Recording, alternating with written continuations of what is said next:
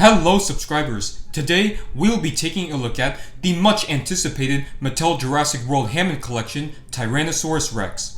The Hammond collection was greatly praised by collectors due to the fact that the figures had highly detailed and movie accurate sculpts, great paint applications, and of course, lots of articulation. So it would be no surprise that people would get super excited over an articulated T-Rex. Let's take a quick look at the packaging. I really like the cage design of this. It looks like the dinosaur is in a cage. On the top, you've got the orange light, as well as some metal parts, the signature T-Rex skeleton silhouette, the Hammond Collection logo. On this side, Hammond Collection logo once again. And right here, an awesome render of the T-Rex. I really like the orange lighting. And of course, you got the Jurassic Park logo, which can also be seen on the back. The logo indicates which movie the dinosaur is from. And then there's that image of the iconic scene from the first film. I will always love that scene. So let's waste no time and see what this Rexy figure has to offer. Here she is, out of the packaging, and man, isn't this thing something else. It's like Mattel took their already good looking T-Rex sculpts from the main line and made it many times better. Just look at the detailing on the body. So the previous Mattel Rexes had something similar, but it just wasn't as crisp as this. You can see the musculature and the lines all across the body. And let's look at it from the other side. And even the underbelly, you can see those large square-shaped scales, which is something the previous Mattel Rexes didn't have. Then there's the feet, which has those large scales on it. Then we've got the arms, despite their size, still have plenty of detailing and are well muscled. But where the detailing really shines is the head. The previous Mattel T-Rexes had detailed heads, but not to the extent of this. Look at all that pebbling, and it feels great to touch as well. And the fact that there's no gloss on this makes it even better.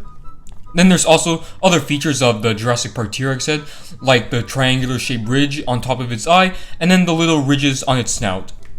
Then let's take a look at its teeth. They're blunt, but they're not too blunt to the point where they look odd, and they're individually sculpted. And let's open up that mouth.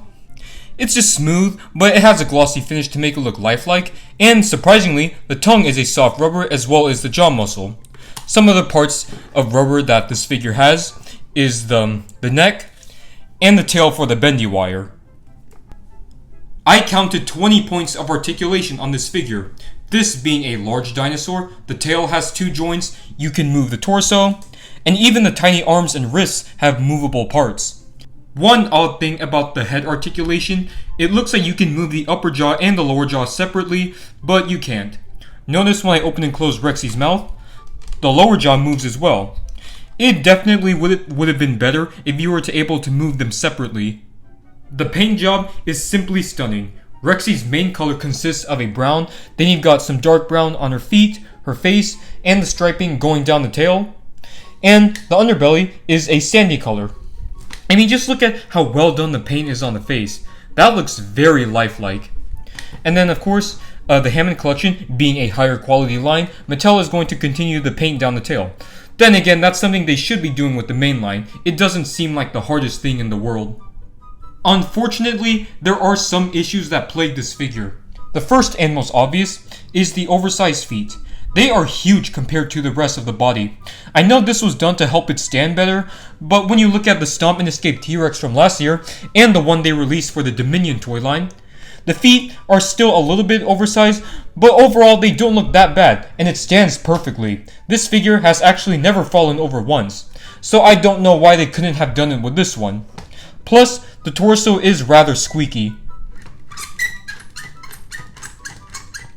Starting off with our usual comparisons, here is the Stomp and Escape T-Rex from Dino Escape, and the Extreme Damage T-Rex, which is considerably smaller. Next, let's bring in the Destroy and Devour Indominus Rex, and the Extreme Chompin Spinosaurus. And Mattel, please do a Hammond Collection Spinosaurus.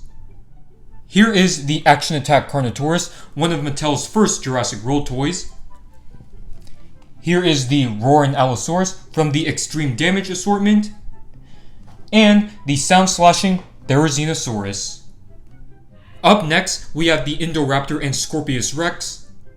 Let's bring in the Sound Surge Giganotosaurus, the Massive Action Quetzalcoatlus, and the giant real feel Mosasaurus. Lastly, for Mattel Jurassic World comparisons, here are the other Hammond Collection dinosaurs that I have. Here is the Kenner Thrasher T-Rex. For a while, this was my favorite Jurassic T-Rex toy, though I'm gonna give it some more time. I can see myself liking both of them equally, or one of them a little bit more than the other. Last but not least, here is the Hammond Collection Tyrannosaurus next to the Collecte Xiphactinus and the Collecte Mini Xiphactinus. Well, that wraps up my review on the Mattel Jurassic World Hammond Collection Tyrannosaurus Rex. Even though this is more on the expensive side, about $50, I'd say is worth it. If you're going to choose one Mattel Rex, definitely go for this one. It has lots of articulation that allows you to pose this figure in many different ways, the amount of detailing is amazing, and the paint applications are awesome. So I'm going to give this a 9.5 out of 10. I just wish that the feet weren't that large. So if you guys enjoyed this review, hit that like and subscribe button, and let me know in the comment section about what you think of this T-Rex.